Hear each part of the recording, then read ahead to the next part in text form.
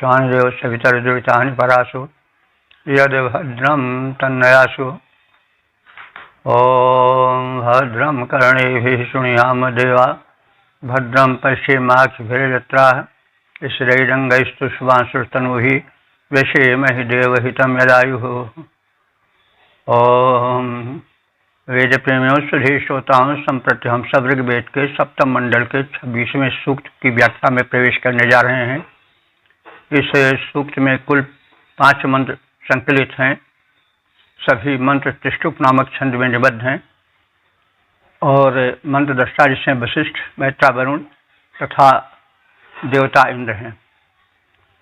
इस प्रथम मंत्र का शीर्षक है इंद्र को सप्रेम समर्पित सोम ही प्रिय है।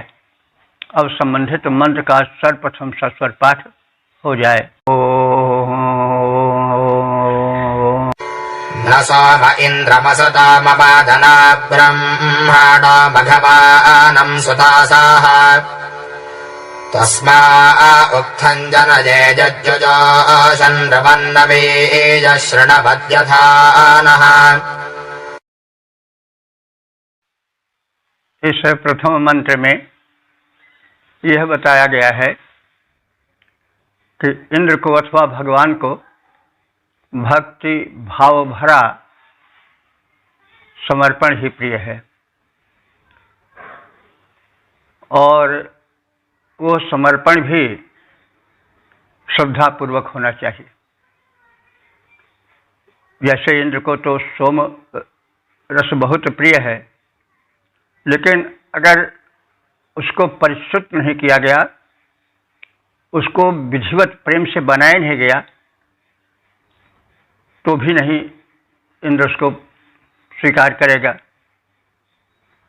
और यदि अस्तुति पूर्वक, नम्रता पूर्वक नहीं प्रस्तुत किया जाएगा तो भी इंद्र को स्वीकार्य नहीं होगा। इसीलिए वशिष्ठ कह रहे हैं, मैं उनको नवीन स्तुतियाँ इसी भाव से भरकर सुनाता हूँ। तो यह तो आज भी है, जब हम भगवान को प्रेम पूर्वक कोई चीज़ समर्पित करते हैं तो भले ही वो अल्प हो, भले ही वो बहुत कीमत वाली न हो, लेकिन भगवान को बड़ी प्रिय लगती है। जैसे सेवरी के जूठे बेर कोई बड़ा ऊंचा फल नहीं है, वह तो रोग पैदा करने वाला फल माना जाता है। और वो जो फल था बेर का, वो भी जूठा था और वो भी भिल्लनी के द्वारा, जो कि बहुत सब नीच जात की मानी जाती थी, लेकिन भगवान को बहुत प्रिय लगा। बल्कि लक्ष्मण उसको नहीं स्वीकार कर रहे थे, उनको संकोच हो रहा था। तो वो जीव थे, राम ब्रह्म थे, लक्ष्मण जीव थे, तो ब्रह्म और जीव में यही तो अंतर होता है। तो तब के इंद्र, यानी ऋग्वेद के इंद्र और त्रेता के राम, द्वापर के कृष्ण, ये सब एक ही भावभूमि पर स्थापित हैं। तो इन्हीं भावों का विकास है बाद के भक्तों में और बाद के भगवान में। भाव तो वही रहते हैं, भगवान बदल जाते हैं, भक्त बदल जाते हैं, लेकिन भाव तो एक ही धारा में बहता है। मघवानम इंद्रम, मघ कहते हैं धनेश्वर्य को, मघवानम माने धनेश्वर्य वाले।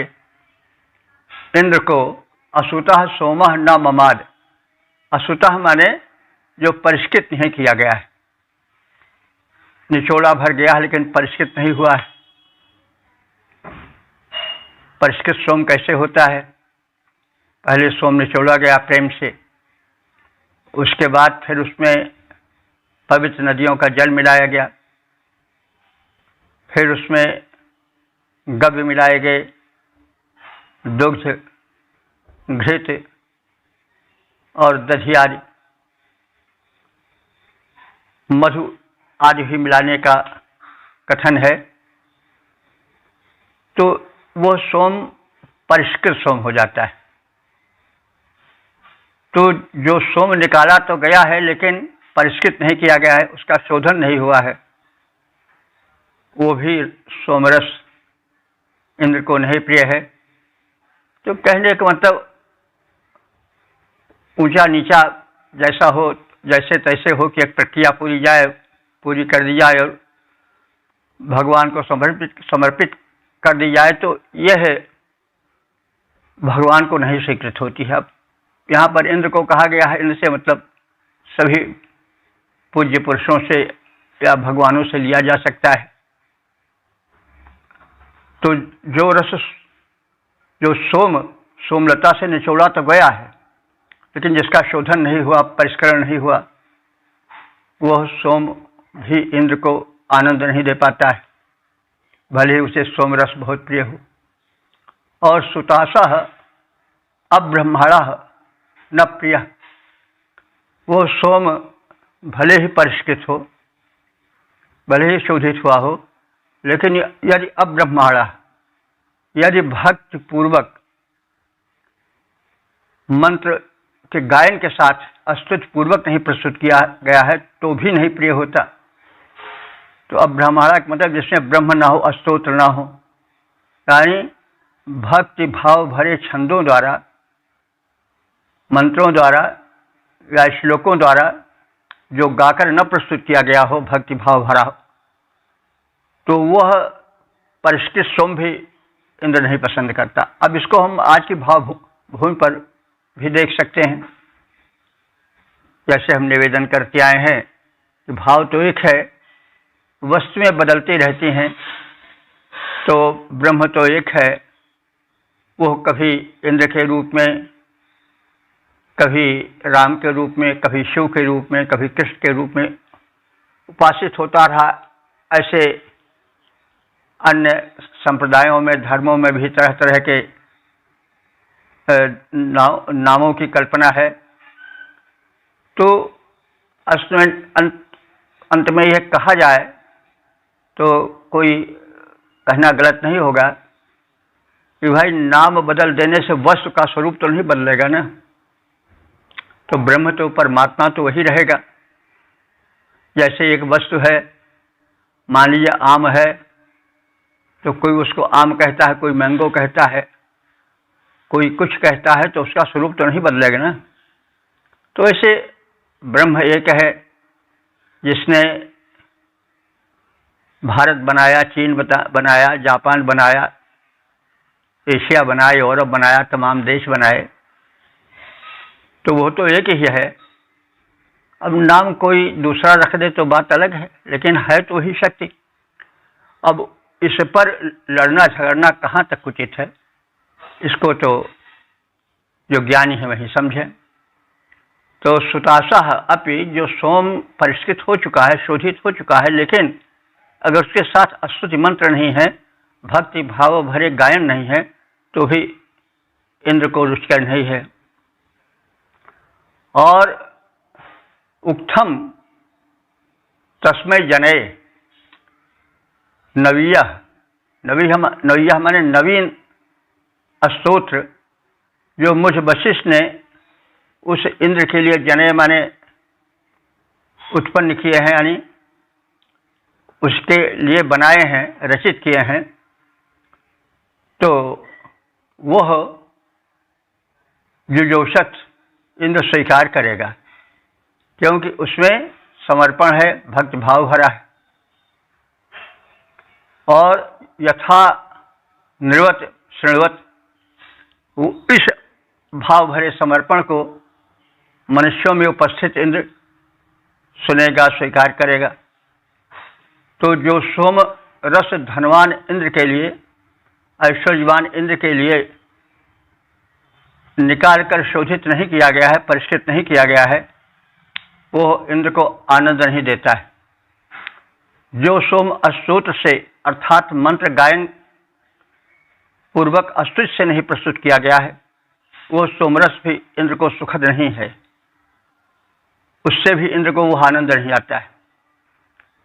हम ऐसे श्रेष्ठ नवीन स्तोत्रों की रचना करते हैं जिसे मनुष्यों के मध्य प्रेम पूर्वक इंद्र उपस्थित होकर के सुनना स्वीकार करता है और स्वीकार करेगा, यह मैं विश्वास के साथ कहता हूँ। तो इस प्रकार से इस मंत्र में कहा गया है कि भगवान को या उससे संबंधित अन्य जो नाम हैं जिनकी उपासना मनुष्य करते हैं, उनको प्रेम से शुद्ध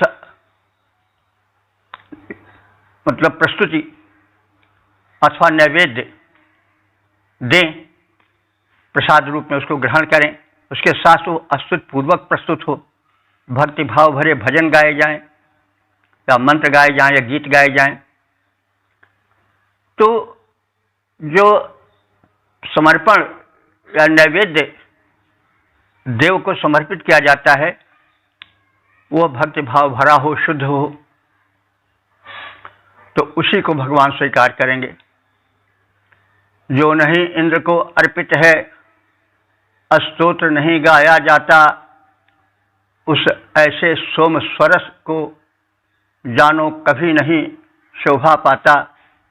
हम ऐसे उत्तम नव्य मंत्र स्तुति में प्रभु की गाते हैं, जिसको प्रसन्न प्रभु सुनते सदा सभा मध्य छवि पाते हैं। ओम वेद प्रेमियों सुधे श्रोताओं, संप्रति हम सब ऋग्वेद के सप्तम मंडल के 26वें सूक्त के दूसरे मंत्र की व्याख्या में प्रवेश करने जा रहे हैं। मंत्र दृष्टा वशिष्ठ मैत्रा वरुण छंद त्रिष्टुप देवता इंद्र और शीर्षक है सुरक्षार्थ इंद्र का आवाहन। अब संबंधित मंत्र का सर्वप्रथम सस्वर पाठ हो जाए। उक्थ उक्थे सोम इन्द्रम् ममादनेथनेथ भगवानम् सुतासाः यजेयम् सबाधः पितरन्न पुत्राः समानदक्षा अवसेहवन्त। इंद्र भगवान को संबंध भाव से आस्था पूर्वक नैवेद्य अर्पित करना चाहिए और प्रार्थना करनी चाहिए। तो इस मंत्र में भगवान से पिता और पुत्र संबंध की भक्ति का उल्लेख है। इसको वात्सल्य भाव की भक्ति कहते हैं। तो पिता पुत्र का संबंध भी अच्छा संबंध माना जाता है और निकट का संबंध माना जाता है। तो किसी न किसी रूप से भगवान से अपने को जोड़ना चाहिए और भक्तों ने जोड़ा भी अपने को है, भिन्न भिन्न भाव से जोड़ा है। मित्र भाव से, पुत्र भाव से, सखा भाव से, पति पत्नी के भाव से, जार भाव से और शत्रु भाव से भी जोड़ा गया है भगवान को। भागवत में शत्रु भाव को भी भाव माना गया है। कंस शत्रु था भगवान कृष्ण का, लेकिन इसी बहाने से रातों दिन सोते जागते कृष्ण से उसका संबंध बना रहता था। स्वप्न भी कृष्ण ही दिखाई देते थे। तो भले वे शत्रु रूप में दिखाई देते थे, लेकिन जैसे लोहे का पारस पत्थर से संपर्क हो जाए तो वह सोना बन जाता है। तो वैसे ही किसी भी भाव से भगवान से जुड़े तो कल्याण ही होता है। तो भांति भांति के भाव हैं, इसीलिए भक्ति होनी चाहिए, आराधना होनी चाहिए। भाव कोई भी हो, भगवान से जो जुड़ जाएगा वह सोना बन जाएगा, तो उनको प्राप्त करेगा। उक्थे उक्थे सोमः इंद्रम ममाद। उक्थ कहते हैं प्रार्थना को, स्तोत्र को, वेद मंत्र को। तो उक्थे उक्थे माने प्रत्येक स्तुति में सोमः इंद्रम ममाद, सोम स्तुति पूर्वक प्रस्तुत किए जाने पर आनंद से भर देता है। सुतासा नीचे नीचे मघवानम, सुतासा माने परिष्कृत शोधित सोम। प्रत्येक प्रार्थना के मंत्र में संपन्न इंद्र की प्रशंसा की जाती है। तो प्रत्येक परिष्कृत सोम के समर्पित करने पर इंद्र की प्रार्थना होती है, प्रेम पूर्वक उसका गायन होता है। ऐसी स्थिति में केवल चंचल मनुष्य से गायन न हो, केवल औपचारिक रूप से गायन न प्रस्तुत किया जाए, वरन संबंध भाव से भक्ति भरा स्तोत्र उस आराध्य को, जो यहाँ पर इंद्र नाम से कथित है, उससे संबंध जोड़ा जाता है। और वो संबंध क्या है? पुत्राः पितरम न।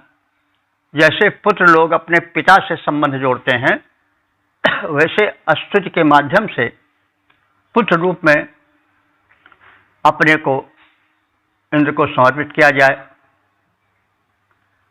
तो यही भाव भक्ति का प्रस्तुत है यहाँ।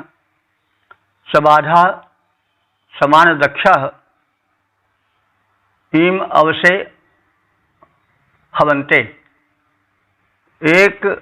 एकत्र होकर के, मिलजुल करके, समान रूप से जो दक्ष भक्त होते हैं, वो अपनी सुरक्षा के लिए इंद्र को बुलाते हैं।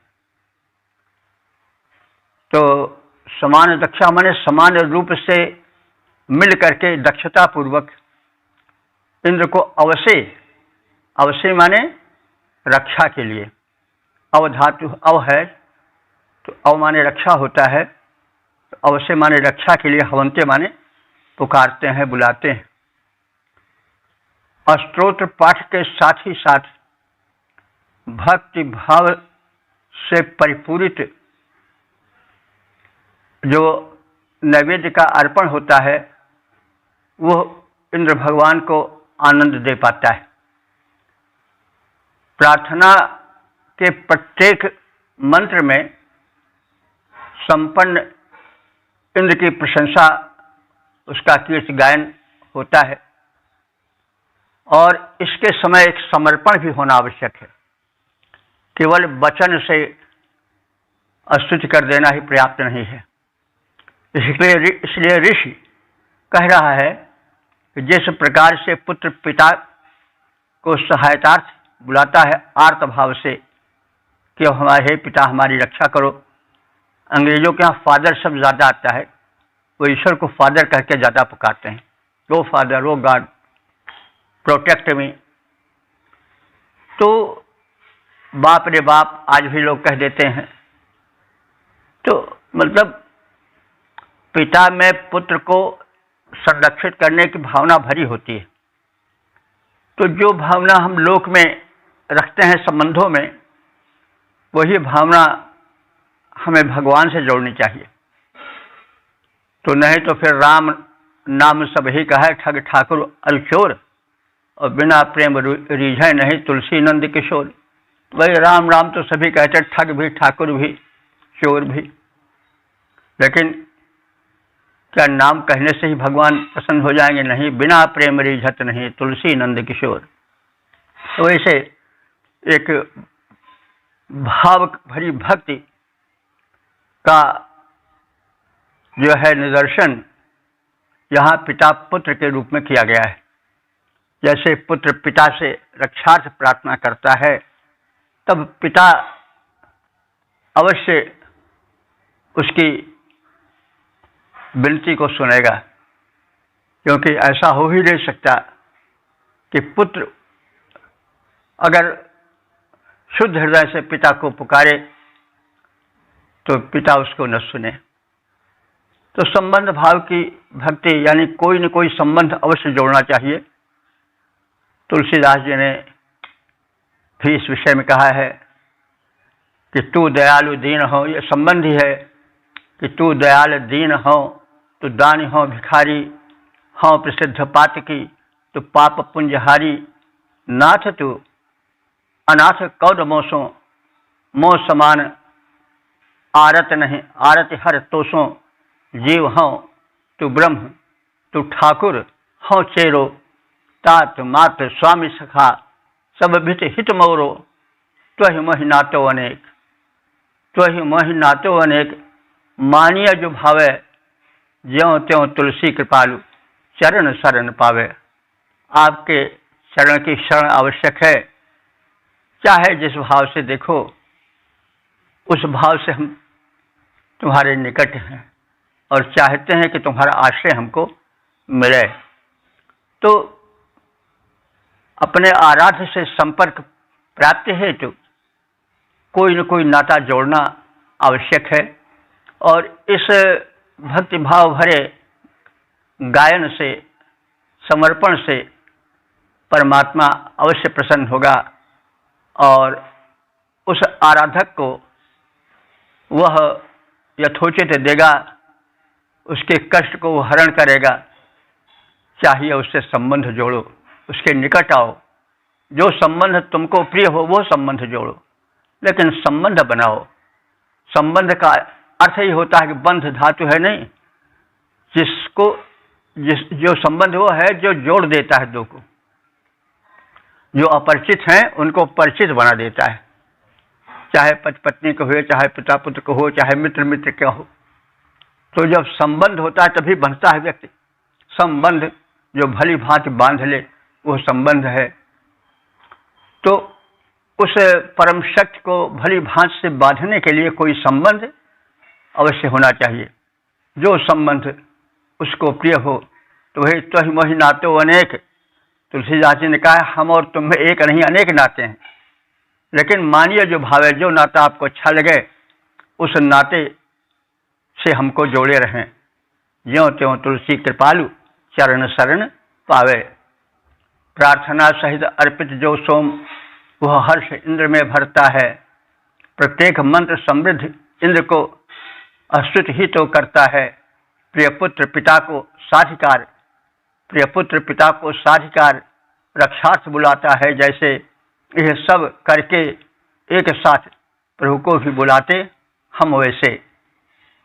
ओम वेद प्रेमियों, सुधे श्रोताओं, संपत हम सब ऋग्वेद के 7वें मंडल के 26वें सूक्त के 3रे मंत्र की व्याख्या में प्रवेश करने जा रहे हैं। मंत्र दृष्टार्थ से वशिष्ठ मैत्रा वरुण, छंद त्रिष्टुप, देवता इंद्र। शीर्षक है इंद्र के पूर्वकालिक कृत्यों का कथन। अब संबंधित मंत्र का सर्वप्रथम सस्वर पाठ हो जाए। चकारता गृणवन्नो न भञ्जाजानि ब्रुवन्ति मेधसः सुतेषु जनेर्वपतिरेकः समानो निपाम्रजे पर इन्द्रः सुसर्वाः।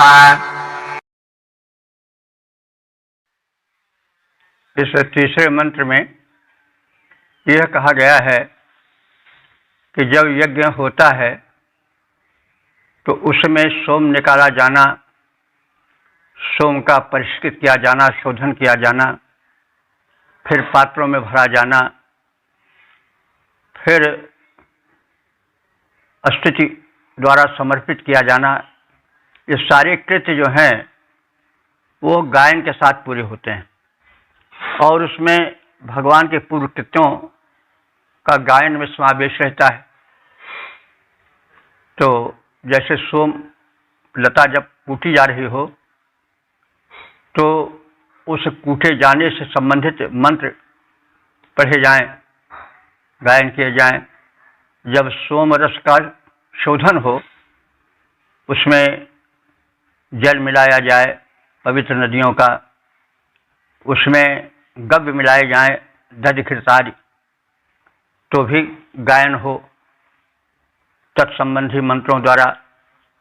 इसी प्रकार से जब सोमरस को छाना जाए, पात्रों में डाला जाए, फिर इंद्र के पास ले जाया जाए, देवताओं को समर्पित किया जाए, तो उससे संबंधित मंत्र गाए जाएं। यह परंपरा अब तो युग बदल गया है, नहीं तो गांव में जब कोई शुभ कृत्य होता था तो उसके संबंधित गीत, लोकगीत गाए जाते थे। जैसे जो मतलब लोकगीतों में विवाह के समय होते थे तो जो ओखली थी उससे संबंधित मंत्र गाए जाते थे। उस समय चावल कूटा जाता था तो कूटे जाने के विषय गायन होता था। सूप वगैरह उस समय गृहस्थी के ही जो थे वो एक यंत्र होते थे। उस समय कोई आज की तरह तो नहीं थे, तो उस वस्तु विशेष का गायन होता था लोकगीतों में। अब तो युग बदल गया, नहीं तो पहले हम लोग अपने बचपन में सुनते थे कि जब कोई शुभ कर्म होता था तब कलशा गौंठा जाता था, उससे संबंधित गीत होता था। तो जो कुछ उस महोत्सव में होते थे उस क्रिया से संबंधित गीत गाए जाते थे। वही बात यहाँ भी कही गई है कि जब यज्ञ होता था तो यज्ञ में जो कृत्य होता था उससे संबंधित मंत्र गाए जाते थे समवेत स्वरों में। तो यही बात कही जा रही है कि वेधसः सुतेषु यानि ब्रुवन्ति। तो वेधसः सुतेषु माने सोमरस के निकाले जाने पर और शोधन किए जाने पर जो अष्टोत्र पाठ किए जाते थे उसमें इंद्र के कृत्यों का वर्णन होता था। ता नूनम चकार, वे कर्म निश्चय ही इंद्र के पूर्व समय के किए गए कृत्यों से संबंधित होते थे। यानी इंद्र तुमने इनको मारा, उनको मारा, रक्षा की आदि आदि विषय होते थे उन मंत्रों के। क्योंकि यह सोम रस जो था प्रमुख इंद्र का समर्पण था, इंद्र का पेय था। तो इंद्र सर्वश्रेष्ठ देव थे, तो उन्हें प्रसन्न करने के लिए सोमलता कूटी जाती थी, उससे संबंधित मंत्र गाए जाते थे, रस निचोड़ा जाता था, उसके बाद उसका शोधन होता था, तत्संबंधी गीत गाए जाते थे। उसी का कथन और उसमें इंद्र के पूर्व कृत्यों का कथन होता। तुमने यह किया, वो किया, इस राक्षस को मारा, गोहरण हुआ था तो पणियों को मारा, गो को का उद्धार किया, आदि आदि बातें रहती थी, उनके पूर्व कृत्य थे। तो अब युग बदल गया, होता रहता है, सब परिवर्तन होता रहता है, भावना वही रहती है, लेकिन परिवर्तन तो प्रकृति का नियम है। तो उन सब गीतों में सर्वाह पुरः सभी नगरों को जो असुरों के हाथों से इंद्र ने छीना था वो उनका वीर कृत्य था, उसका भी उसमें चित्रण होता था, गायन होता था। तो इस प्रकार से इंद्र को वश में किया जाता था। अब उसके लिए कैसे? पति जनियु, जैसे पति पत्नी को वश में करने के लिए भिन्न भिन्न प्रकार के उपाय अपनाता है, वैसे ही इंद्र को प्रसन्न करने के लिए या इंद्र को अपने वश में करने के लिए उनके पूर्व कृत्यों का गायन होता था। अष्टोत्र पाठ करने वाले, सोमरस निकालने वाले, और सोमरस निकालते समय जिस इंद्र के कर्मों का वर्णन करते हैं वे कर्म निश्चय ही इंद्र के पूर्व काल में किए गए कर्मों का लेखा जोखा होता था। यानी उन मंत्र पाठ किए जाने वाले का विषय होता था इंद्र के पूर्व किए गए पराक्रमपूर्ण कृत्य। उस समय भी वे श्रेष्ठ कर्म करते हैं और इंद्र शत्रु के नगरी को वैसे ही संभालते हैं, वैसे ही उसको अपने वश में करते हैं जैसे पति पत्नी को वश में रखता है। तो भिन्न भिन्न उपायों से, उपाय में कई प्रकार के उपाय हो सकते हैं। तो जैसे भिन्न भिन्न प्रकार के उपायों से कभी कभी डांट फटकार भी दी जाती, कभी कभी उलाहना दिया जाता है, तो वैसे ही भगवान को प्रसन्न करने के लिए भिन्न भिन्न प्रकार के उपाय अपना मतलब उपाय अपनाए जाते हैं। आज भी हुआ, तुलसीदास आदि कवियों ने किया, सूरदास आदि ने किया। तुलसीदास जी जो कि बड़े भक्त थे, दास्य भाव के भक्त थे, जिसमें कि बड़ी मर्यादा का पालन करना पड़ता, वहां भी तुलसीदास जी ने कह दिया कि मैं तो अब ऊब गया, आप हमें सुन नहीं रहे हो, हमारे निकट नहीं आ रहे हो, तो अब तुलसी पूतरो बांधी है, सहन जात मोते परितापेते, मैं उपेक्षित हो रहा हूं, तो मैं ऊब गया हूं, अब तुम्हारा पुतला बांधूंगा, पुतला बांधूंगा और लोगों को दिखाऊंगा, देखो ये राम वही राम है जो कि भक्तों का उद्धार करते हैं। तो अब मैं तुम्हारा पुतला बांधूंगा कि तुम जो हो सही नहीं, तुम बड़े क्रूर हो, सुनने वाले नहीं हो। अब तुलसी पुतरो बांधी है, सहन जात मोते परितापेते, अब मुझको यह परिताप, यह संताप नहीं सहन होता है कि तुम जो हो वो दुखितों के दुख हरण करने का जो हो वो विरुद्ध धारण करते हो, यश धारण करते हो, तो तुम पतित पावन हो। हरि मैं पतित पावन सुने, मैं पतित तुम पतित पावन, दो बानक बने, जो ये सब है जो कहा जाता था वो सब झूठा हो रहा है, तुम हमारे निकट नहीं आ रहे हो, तो मैं तुम्हारा पुतला बांधूंगा, पुतला बनाऊंगा और दुनिया को बताऊंगा कि ये वही है जो क्या क्या कहे थे और अब निकट नहीं आ रहे हैं, अब हमारे कष्टों में सहायता नहीं कर रहे हैं। तो यह मतलब एक भावना है, किसी को वश में करने के लिए कभी कभी कुछ कठोरता भी दिखानी पड़ती है। अब तुलसीदास जी भक्त भाव के थे, बड़े मतलब भक्त भाव के भक्त में तो बड़ा संभल के रहना पड़ता है, लेकिन फिर भी वो कह ही देते हैं। तो ऐसे ही कहा गया है कि अब मैं तुम्हारे विरुद्ध यश को कहने में जिस प्रकार तुम वश में हो सके हो उपाय अपनाऊंगा। और उपाय क्या बताया गया कि जैसे पत्नी को वश में करने के लिए पति तरह तरह के उपाय अपनाता है, उसमें कभी डांट फटकार भी हो जाती है, कभी कई बातें हो जाती हैं, तो वही बात यहाँ पर कही जा रही। जो कर्म इंद्र के कहते हैं स्तोत्र पाठ करने वाले, जो कर्म इंद्र के कहते हैं स्तोत्र पाठ करने वाले, वे कर्म इंद्र के भूत काल में पहले ही हैं कर डाले। शुभ कर्म अभी भी करते वे, अरे पूर्व वश में रखते वैसे, विविध भांति से पति पत्नी को वश में रखता है जैसे। ओम वेद प्रेमियों सुधीर श्रोताओं, संप्रति हम सब ऋग्वेद की 7वें मंडल के 26वें सूक्त के 4थे मंत्र की व्याख्या में प्रवेश करने जा रहे हैं। मंत्र दृष्टा वशिष्ठ मैत्रा वरुण, छंद त्रिष्टुप देवता इंद्र और शीर्षक है दाता शक्तिमान इंद्र। अब संबंधित मंत्र का सर्वप्रथम सस्वर पाठ हो जाए।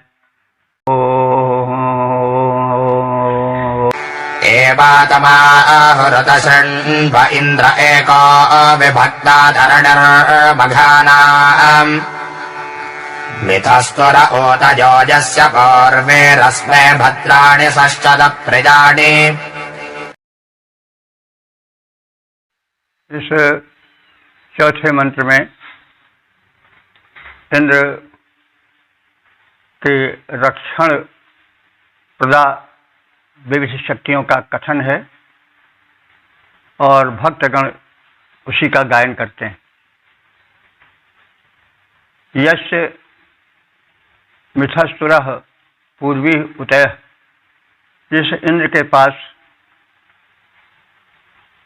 अनेक रक्षा परक साधन हैं, तम एव आहु, हम सब भक्त उसके रक्षा परक साधनों का गायन करते हैं। उत शृण्वे, और उसकी रक्षा परक कृत्यों को सुनते भी हैं। एका इंद्र मघा नाम विभक्ता चरणी, वो अकेला इंद्र ही ऐसा समर्थ है कि सभी प्रकार के धनों का प्रदाता है, और वह धनों के प्रदान के साथ साथ सबका तारणहार भी है, त्राता है। तो अस्मै प्रियाणि भद्राणि षष्ठत, अस्मै माने इस इंद्र के लिए हम सब प्रियाणि भद्राणि षष्ठत उसके प्रिय और कल्याणप्रद स्तोत्रों को गाते हैं और हमें उसके द्वारा विविध प्रकार की सुख साधन और संरक्षण की प्राप्तियां होती रहें।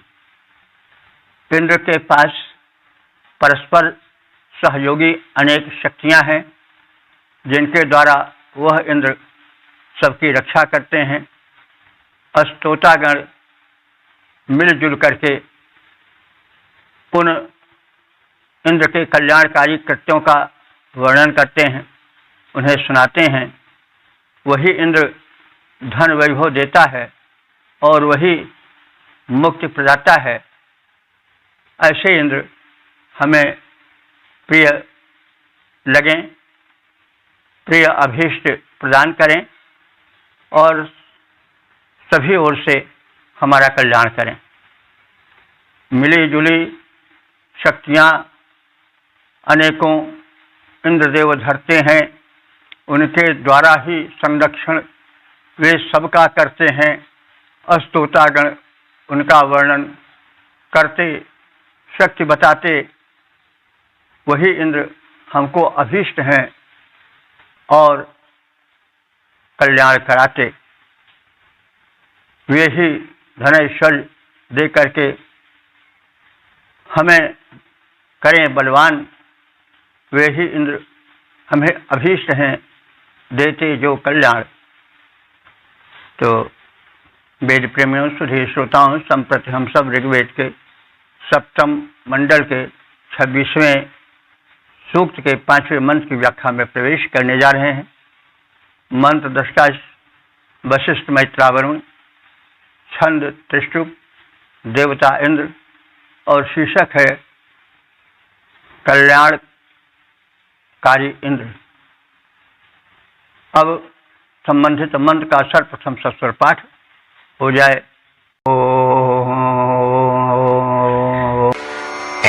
वशिष्ठ इंद्र मोदयेन्द्रान् कृष्टेनां वृषभं सुते गृणाति सहस्रिण उपनामा हि वाजान् योजम्बादस्वस्तिभिः सदा नः। इस 5वें मंत्र में जो इस सूक्त के समापन का मंत्र है उसके व्याख्या में हम सब प्रवेश करने जा रहे हैं।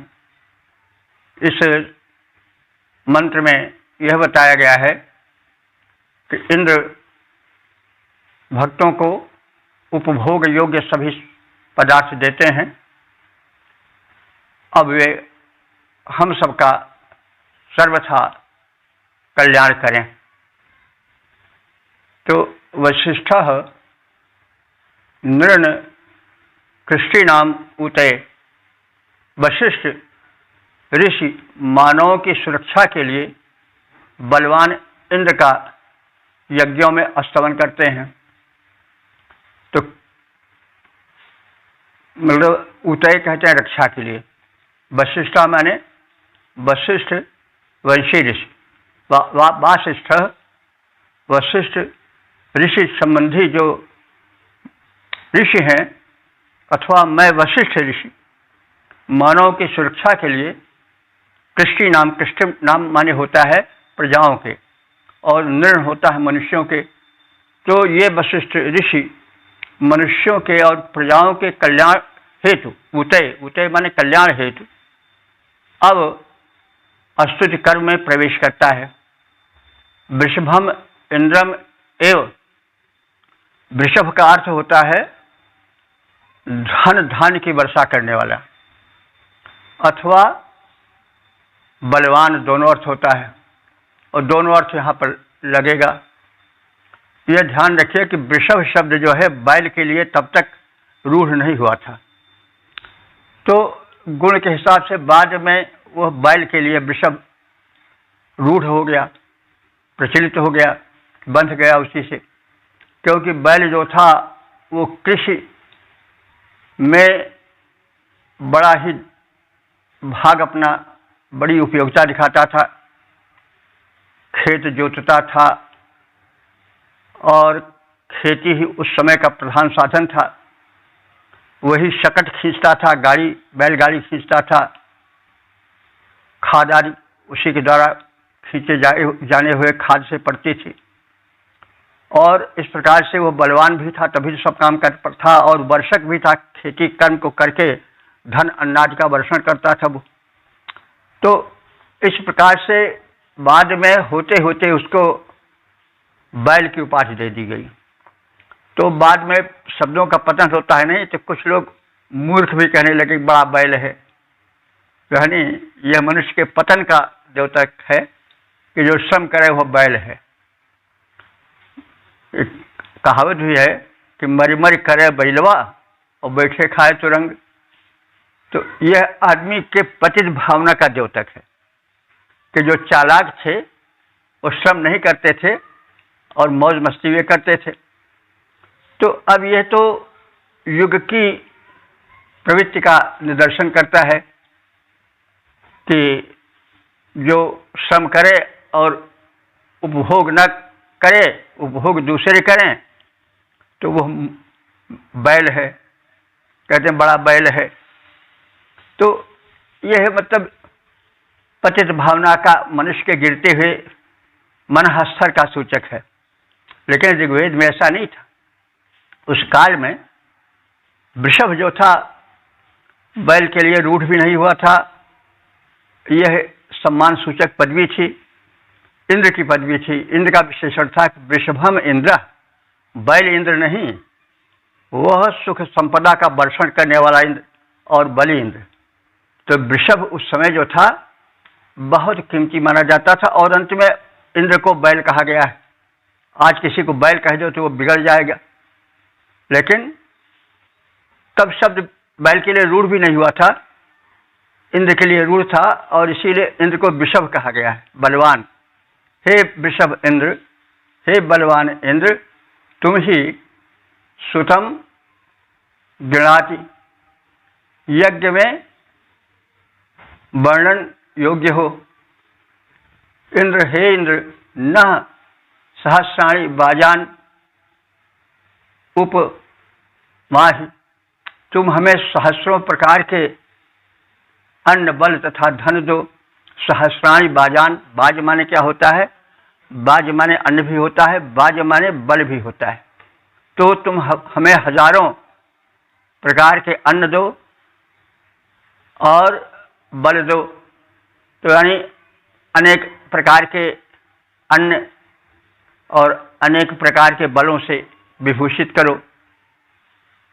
अन्न भी, खाद्य पदार्थ भी तमाम है। अन्न खाद्य पदार्थ के लिए भी कहते हैं, कहे जा सकते हैं, और बल भी कहे जा सकते हैं। बल की भी बड़ी कोटियां हैं, धन बल, विद्या बल, बाहुबल, बुद्धि बल आदि आदि। तो इनसे जुड़ा हुआ है अर्थ कि हे इंद्र, हमको सहस्रों प्रकार के अन्न और शक्तियां दो, बल दो। और यूयम सदा न स्वस्तिपात, न माने हम सबका, स्वस्थ भी पात, कल्याण साधनों से रक्षा करो। तो हम भक्तों की तुम कल्याण भावना से या कल्याण कर संकल्प से रक्षा करते रहो।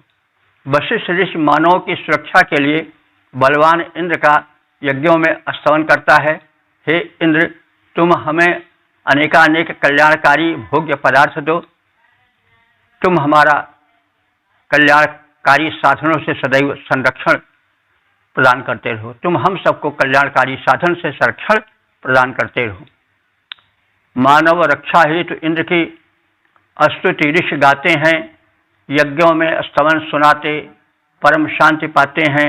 हे सुरेंद्र, तुम हम सबका अब करो सदा कल्याण, मंगलकारी योग्य अनेकों हमको करो प्रदान। मंगलकारी भोग्य अनेकों हमको करो प्रदान। ओम वेद प्रेमियों, सुधी श्रोताओं, संप्रति हम सब ऋग्वेद के 7वें मंडल के 27वें सूक्त में प्रवेश करने जा रहे हैं। षष्ठ मंडल के 5 यानी 7, इसके पहले जो 26वां सूक्त था, उसके 5 मंत्रों की व्याख्या हो चुकी है। अब हम ऋग्वेद के 7वें मंडल के 27वें सूक्त में प्रवेश करने जा रहे हैं। मंत्रदृष्टा ऋषि वशिष्ठ, मैत्रा, वरुण, छंद, त्रिष्टुप देवता इंद्र हैं। इस 27वें सूक्त के पहले मंत्र का जो विषय है वो है शूरवीर इंद्र रक्षक बने। अब संबंधित मंत्र का सर्वप्रथम सस्वर पाठ हो जाए। इन्द्रन्नरो नेमधिता हवन्ते यत्पार्याजनजते धिजस्ताः शोरो नृषा आदाशवशश्च गान आगोमदेव्रजे भजात्मन्नाः।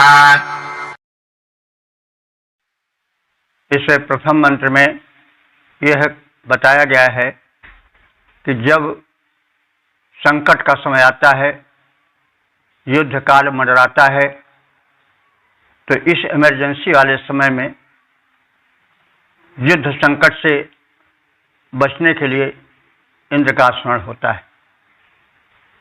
तो जब युद्ध का संकट मंडराता है, बचाव में, तब इंद्र का स्मरण किया जाता है और वे रक्षा करते हैं। तो यत ताह पार्याह धिया युनजते, जब युद्ध का संकट मंडराता है तो उस समय धिया हमारे विचार पूर्वक सुनाई जाने वाली प्रार्थनाएं और उनके माध्यम से इंद्र से जुड़ा जाता है और इंद्र को प्रसन्न करने के लिए विचार भरी, भाव भरी स्तुतियां प्रस्तुत की जाती हैं। नरः नेम धिताः इंद्रम हवन्ते, तब जो मनुष्य हैं वे उन इंद्र का आवाहन करते हैं, क्योंकि इंद्र रक्षण कुशल हैं, शक्ति संपन्न हैं। त्वम शूरा निशाता, हे इंद्र, हम सब तुम शूरवीर इंद्र को बुलाते हैं, याद करते हैं। शवसः चकाना, और तुम्हारे बल, विक्रम और उद्धारक शक्तिमान के शक्ति पाने हेतु प्रार्थना करते हैं। शव माने होता है शक्ति, शवसः चकाना, बल चाहने वाले, रक्षण की कामना करने वाले भक्त, हे शक्तिशाली इंद्र तुम्हारी, तब भक्त भाव भरी प्रार्थना करते हैं। ब्रजे त्वम नः आभज, गायों के वृंद के उद्धार के लिए तुम आओ, क्योंकि प्रायः युद्ध गायों के लिए उस समय होता था, क्योंकि गायें सबसे बड़ा धन मानी जाती थी और लोग गो अपहरण करते थे, गायें चुराते थे। तो युद्ध प्रायः इसलिए होता था। तो अब युद्ध के कारण बदलते रहते हैं, परिस्थितियां बदलती हैं, युग बदलता है, युद्ध के कारण बदलते हैं, लेकिन भाव तो वही रहता है। युद्ध होना, लड़ाई झगड़ा होना, कभी बैंक बैलेंस के लिए होता है, कभी किसी के लिए होता है, कभी अपने स्वाभिमान की रक्षा के लिए होता है। तो जुड़े हुए हैं ये भाव। तो तात्पर्य यह है कि उस समय जो युद्ध होते थे वे गायों के लिए प्राय होते थे, क्योंकि गायें उस समय पूर्ण संपदा थी। गायों से दुग्ध मिलता था, दुग्ध पूर्ण आहार माना जाता है, और चरने के लिए उस समय व्यापक मैदान पड़े रहते थे, जंगल पड़े रहते थे। कोई ऐसी बात नहीं थी कि आज की तरह इतनी बस्तियां बस गई हो कि जमीन रही न गई हो। और गायों से जो बच्चे पैदा होते थे, बछड़े पैदा होते थे, वो कृषि कर्म में आते थे। तो इस प्रकार से गाय अपने में बहुत बड़ा बैलेंस थी, बैंक बैलेंस की तरह। तो जब युद्धों का संकट मंडराता है, बचाव में विचार पूर्वक कर्म किए जाते हैं, योजनाएं बनाई जाती हैं। उस समय युद्ध कर्म के कर्णधार जो हैं, जो सेनापति आदि हैं, युद्ध का जो संचालन करते हैं, वो इंद्र को ही बुलाते हैं। हे इंद्र, तुम शूरवीर बलवर्धक हो, धन प्रदाता हो, हमें गायों का लाभ पहुंचाने गौशाला तक आओ और हमारी अपहृत होती गायों को बचाओ। जब युद्ध काल मंडराता है, संकट के घन मंडराते हैं, संकट के घन गहराते हैं, तब राष्ट्राध्यक्षों के द्वारा देवेंद्र बुलाए जाते हैं। तुम शूरवीर हो इंद्र, बलवर्धन, धन देने वाले, पहुंचाओ गोधन हेतु वहां हो बनी जहां पर गौशाला। ओम वेद प्रेमियों, सुधे श्रोताओं, संप्रति हम सब ऋग्वेद के सप्तम मंडल के 27वें सूक्त के दूसरे मंत्र की व्याख्या में प्रवेश करने जा रहे हैं। मंत्र दृष्टा वशिष्ठ मैत्रावरुण, छंद त्रिष्टुप देवता इंद्र, शीर्षक है धन और बल प्राप्ति हेतु प्रार्थना। अब संबंधित मंत्र का सर्वप्रथम सस्वर पाठ हो जाए। य इन्द्र शुष्मा मघवन्ते अस्त्य शिक्षा सखिभ्यः पुरोहोतनभ्यः त्वं हि दृढा मघवन् विचेता अपावृधि परिव्रतन्नराधाः। इस दूसरे मंत्र में इंद्र में ज्ञानों का संग्रह है, वे भगवान तो हैं ही, और ऐसे भी ज्ञान हैं जिनको हम मनुष्य नहीं जानते हैं। आविष्कार तरह तरह के होते हैं, लेकिन वे भिन्न भिन्न समय में, भिन्न भिन्न युगों में, काल खंड में होते रहते हैं। तो कहीं से कोई शक्ति प्रेरणा देती है, तो कोई आविष्कारक एक नई थ्योरी का, सिद्धांत का प्रतिपादन करता है, और उस सिद्धांत पर जो है वो बनाए जाते हैं नए नए यंत्र। तो वही बात, वही सूक्ष्म सिद्धांत यहाँ पर प्रतिपादित किया गया है। तो अभी अनेक गुप्त ज्ञान होंगे जिनका मानवों को ज्ञान नहीं है। तो जब वह परम ज्ञानी प्रेरणा देगा तो किसी की बुद्धि में वो सूक्ष्म ज्ञान आ जाएगा, और वही अन्वेषण बन करके मनुष्य का हित करेगा या मनुष्य की शक्ति वर्धन करेगा। अब कुछ बात तो आई होगी दूरदर्शन में तार के बेतार में देने के लिए कि जैसे वायुमंडल है, हम बोलते हैं तो कुछ दूर तक हमारी आवाज़ जाती है, उसके बाद क्यों नहीं जाती है, तो उसके कारण खोजे गए होंगे। तो यह किसी के दिमाग में आया होगा कि अगर ऐसी शक्ति पैदा कर दी जाए कि वो ध्वनि और दूर तक चली जाए, तो दूर श्रवण भी संभव हो सकता है। यही बात दूरदर्शन में भी है। हमारी दृष्टियाँ कुछ दूर तक तो देख लेती हैं, लेकिन ज़्यादा दूर तक नहीं देख पाती। उसका कारण तो ज़रूर कोई होगा, तो उस कारण का निवारण कर दिया जाए तो हम दूरदर्शन भी प्राप्त कर सकते हैं। तो फिर कुछ ऐसी इलेक्ट्रिक या कुछ ऐसी किरणें खोजी गई होंगी, और उसके द्वारा ये दूरदर्शन आदि बने होंगे, ये टेलीविज़न और ये मोबाइल आदि बने होंगे। तो मतलब यह तो हम आज की भूमिका में इसको कह रहे हैं, लेकिन ऋषि का कहने की आशा यही था कि बहुत से ज्ञान छिपे पड़े हैं और तुम उन छिपे हुए ज्ञानों को हमें प्रदान करो, क्योंकि तुम जो हो सर्वेश्वर हो, सर्वज्ञाता हो, सर्वज्ञ हो। तो वही बात इसमें कही गई। पुरुहूत मघवन इंद्र, हे अपनी महत्ता के कारण बहुतों द्वारा बुलाए जाने वाले धन समृद्धि से संपन्न इंद्र देवता, ते यह सुषमा अस्ति, सुषम कहते हैं बल को। तुम्हारे पास जो भिन्न भिन्न प्रकार के बल हैं, बुद्धि बल, ज्ञान बल, विद्या बल, भूत भविष्य जान लेने का बल, सर्वज्ञता का बल, तुम हम सबको दो। सखिभ्य निर्भय शिक्ष, सखिभ्य माने अपने मित्रों को, अर्थात जो तुमसे भक्ति करते हैं, जो तुम्हारे अपने हो जाते हैं मित्रवत, ऐसे निर्भय माने मनुष्यों के लिए तुम शिक्ष माने प्रदान करो। शिक्ष माने होता है प्रदान करना। त्वा ही दृढ़, तुम सुदृढ़ किलों को भी तोड़ देते हो। यानी इस शक्तिमत्ता का प्रतिपादन किया गया है।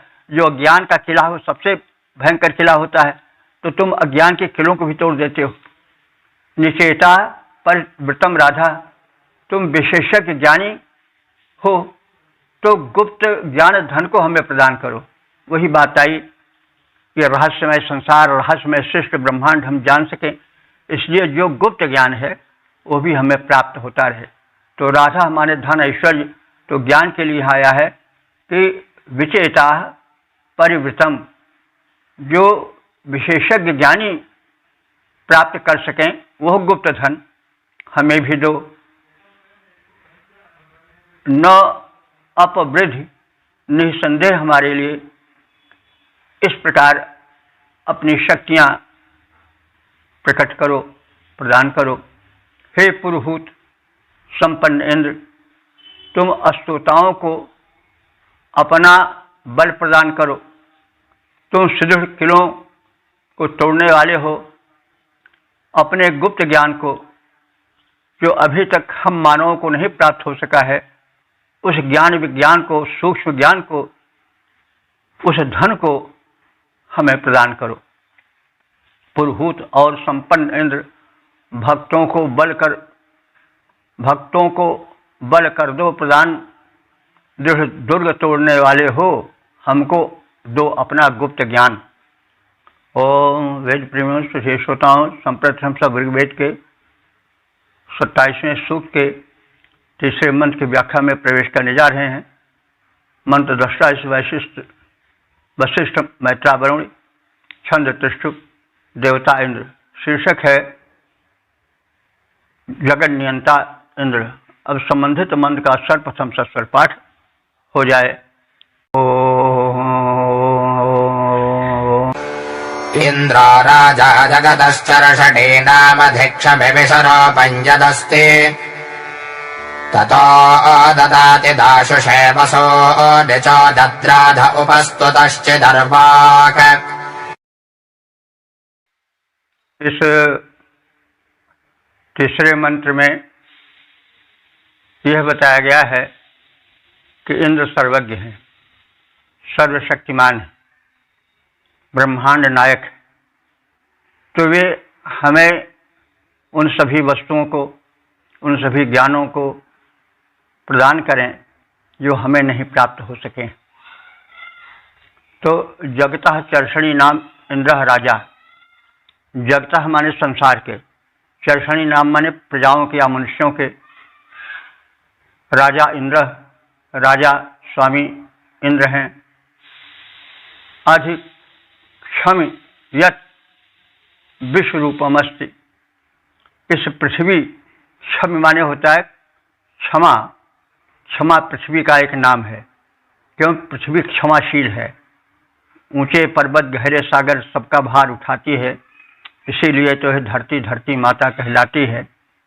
और धरती क्षमाशील है, उसका एक नाम क्षमा रखा गया है। तो अधिक क्षम माने इस पृथ्वी पर जो विश्व रूपम अस्ति, विश्व माने नाना रूपों वाला संसार है, और संसार में जो नाना रूपों और नामों वाली वस्तुएं हैं, ततः दाशुषे वसूनि ददाति, इसलिए हमें वह वस्तुएं दो। दाशुषे, दाशुषे का अर्थ होता है जो तुम्हारे उपासक हैं, जो हव्यान आदि देते हैं, उनके लिए वसूनि माने समृद्धियाँ। वसु माने धनैश्वर्य होता है, समृद्धियाँ होती हैं। वसूनि बहुवचन है। ददाति तो हे इंद्र, तुम उन मनुष्यों को जो यज्ञशील हैं, जो धर्मशील हैं, कर्तव्यों का पालन करने वाले हैं, उनको तुम विविध प्रकार के धन धान्य को प्रदान करने वाले हो, देते रहते हो। उपस्तुतः चित अस्तुत करने वालों पर तुम परम कृपा करते हो। राधा, राधा माने धन दौलत, अरवा, अरवा माने समृद्धि, चौदत माने प्रदान करो, प्रेरित करो और हमारे निमित्त उन्हें प्रदान करो। संसार की समस्त प्रजाओं के राजा हे इंद्र, इस धराधाम पर नाना रूपों वाला जो भी कुछ है, जो भी नाना रूपों वाली भरी वस्तुएं हैं, उन वस्तुओं को हमें प्रदान करो, क्योंकि तुम सभी वस्तुओं के स्वामी हो। एकमात्र तुम ही उसका आधिपत्य करते हो। तो वह दानशील यजमानों को जो यज्ञादि हव्य द्रव्य आदि का दान करते हैं और यज्ञशील हैं, दानशील हैं, ऐसे यजमानों को हे इंद्र तुम संपूर्ण धनों को दो, क्योंकि तुम दाता हो। वह वैभव हमारी ओर प्रेरित करो, क्योंकि तुम प्रेरक हो। तो इस प्रकार से इंद्र के वैभव का, उनकी सर्वज्ञता का, उनके दान का इस मंत्र में बखान है। प्रजा सकल संसार है, राजा इंद्र महान। प्रजा सकल संसार है, राजा इंद्र महान। रूपात्मक इस विश्व का स्वामी वही प्रधान। दानशील यजमान को देता है धन खान। प्रेरित कर वैभव सकल हमें करे धनवान। तो इस प्रकार से दाता एक राम, भिखारी सारी दुनिया, यही तथ्य है। तो अब हम जो सर्वज्ञ हैं, जो सभी धनों से पूर्ण है, जिसको सबका ज्ञान है, उसी से तो हम प्रार्थना करेंगे। जो अल्पज्ञ है, शक्तिहीन है, स्वयं निर्धन है, स्वयं जिसकी इच्छाएं पूरी नहीं हैं, जो और से अधिक जानने चाहने वाला है, जिसकी इच्छाएं कभी पूरी ही नहीं होती, वो दूसरे को क्या दे पावेगा। तो वह वही दे पावेगा जो पूर्ण काम है। और पूर्ण काम कौन है? इंद्र। इंद्र ही भगवान है। तो इसलिए इसमें प्रार्थना है कि आप सर्वज्ञ हो, धन की खान हो, संसार के सारे धनों के, सारी वस्तुओं के एकमात्र स्वामी हो। इसलिए तुम हमें कल्याण कर धन वैभव प्रदान करो। तुम ही एकमात्र दाता हो, और तो सभी लोग भिखारी हैं। जो बड़े से बड़े हैं उनको भी कमी लगी रहती है, वो भी किसी से कुछ न कुछ चाहते हैं। ओम वेद प्रेमियों, सुधीर श्रोताओं, संप्रति हम सब ऋग्वेद के 7वें मंडल के 27वें सूक्त के 4थे मंत्र की व्याख्या में प्रवेश करने जा रहे हैं। मंत्र दृष्टा वशिष्ठ, मैत्रा, वरुण, छंद त्रिष्टुप, देवता इंद्र, और शीर्षक है इंद्र की महत्ता और उसकी प्रदान शक्ति। अब संबंधित मंत्र का सर्वप्रथम सस्वर पाठ हो जाए। नोचिन्न इन्द्रो मघवासहो ते दानो वाजन्निजमतेन ऊति अनो नाजस्य दक्षिणापे पाजपामन्भ्यो अभिवेता सखिभ्यः। इस चौथे मंत्र में बताया गया है कि कौन राष्ट्र, कौन समाज उन्नति करके समृद्ध हो पाता है। तो उसमें यही कहा गया है कि जो राष्ट्र संगठित है, जहाँ के नेता संगठित हैं, एक मत वाले हैं, जहाँ के नागरिक बटे हुए नहीं हैं, एक विचार से उत्प्रेरित हैं, वही धनेश्वर जाता है। बड़ी बात है कि जहाँ भिन्न भिन्न विचार होते हैं, जहाँ लोग अपनी ढपली, अपना राग वाली समस्या प्रस्तुत करते हैं, वो राष्ट्र या समाज या परिवार जो है वो संपन्न नहीं हो पाता।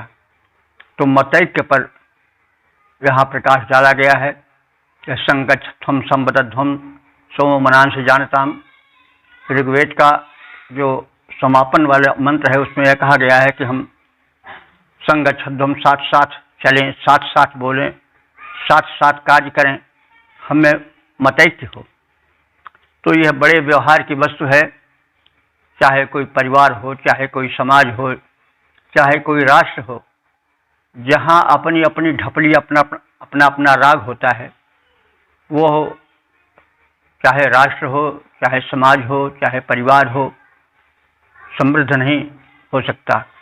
तो इंद्र माने देने वाला, जो दाता है, वह इन्हीं भावनाओं से भरे हुए लोगों को, राष्ट्र को, समाज को अपना अनुदान लुटाता है।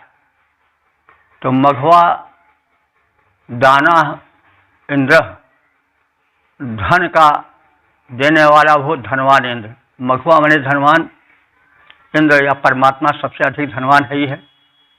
तो उसी का तो सब कुछ है। तो इसलिए एकमात्र धनवान वही है, दाता एक राम, भिखारी सारी दुनिया।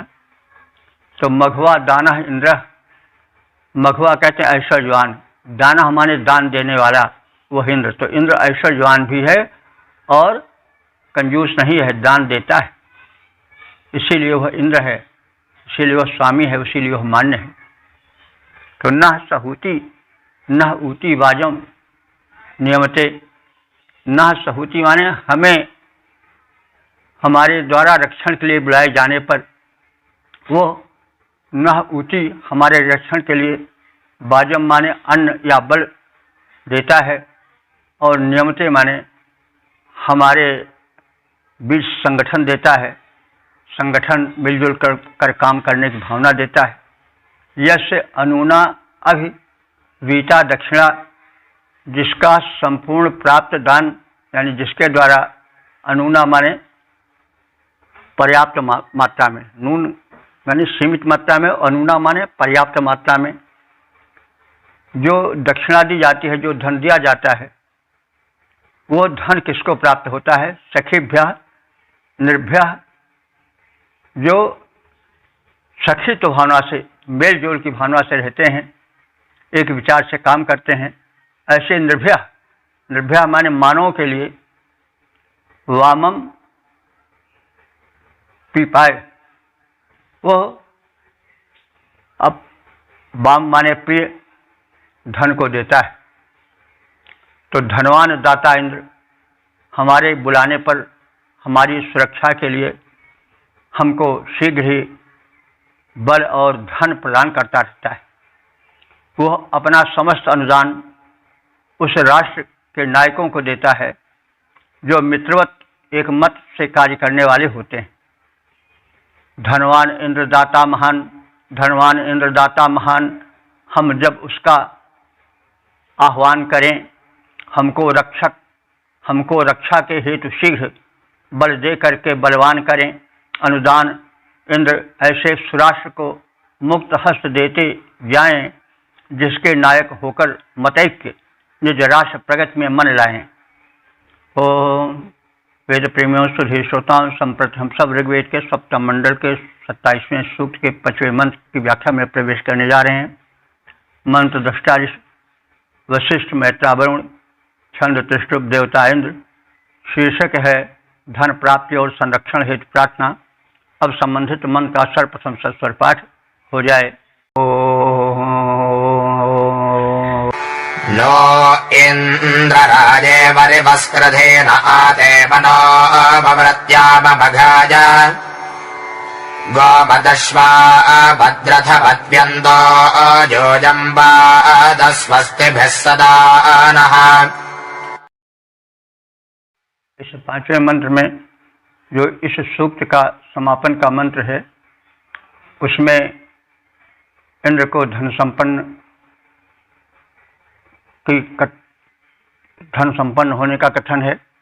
साथ ही साथ उससे यह प्रार्थना है कि वह आराधकों को पर्याप्त मात्रा में धन दे, उन्हें सत्कर्म में पवित्र करे, वो भिन्न भिन्न प्रकार के धनों को, गोधन अश्वधन आदि का दाता है, इसलिए वह हमें सभी प्रकार से संपन्न बनावे।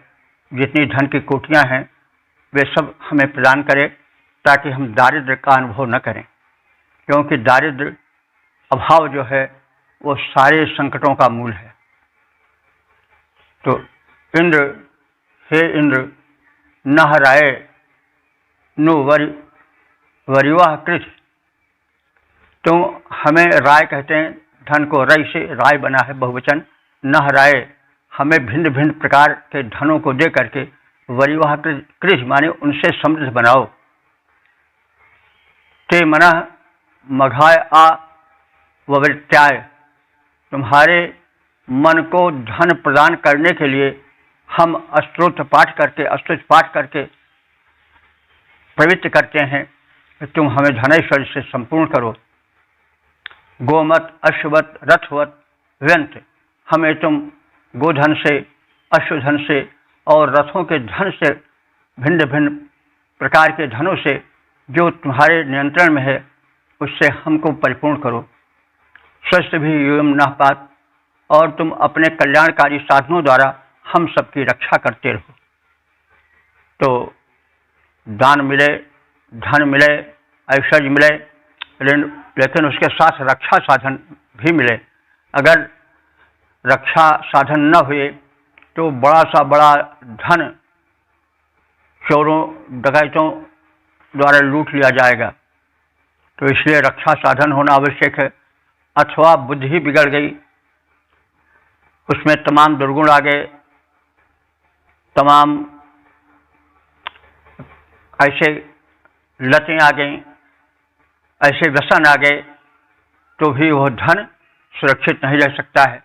तो इसीलिए सबके अंत में यह कहा गया है कि यूयम स्वस्थ भी नापात, तुम अपने कल्याण साधनों से हमारी रक्षा करो, और धन वैभव तो दो ही, लेकिन उसके साथ साथ रक्षा भी प्रदान करो।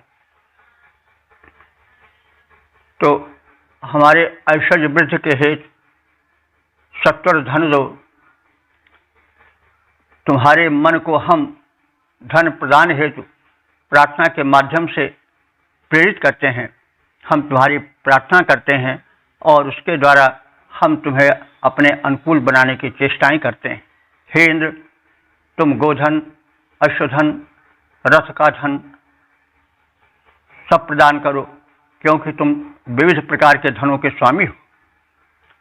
हमें पर्याप्त धन दो और इसके साथ ही साथ कल्याणकारी साधनों से हमारी सुरक्षा करो, ऐसी आपसे प्रार्थना है।